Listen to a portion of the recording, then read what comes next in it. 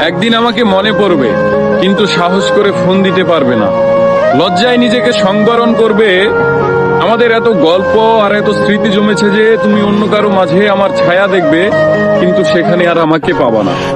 একটা আক্ষেপ জন্ম নিবে তোমার ভিতরে। রাত গভীর হলে আমার ফেসবুক ওয়াল ঘুরতে মন চাইবে তোমার। হয়তো সব বাধা ভেঙে মনের সাথে যুদ্ধ করে হলেও আমার প্রতিটি পোস্ট দেখবে, হাসবে, রাগ করবে, কিন্তু আমাকে সেই অনুভূতি বলতে পারবে না। এর চেয়ে আর বড় কষ্টের কি হতে পারে বলো?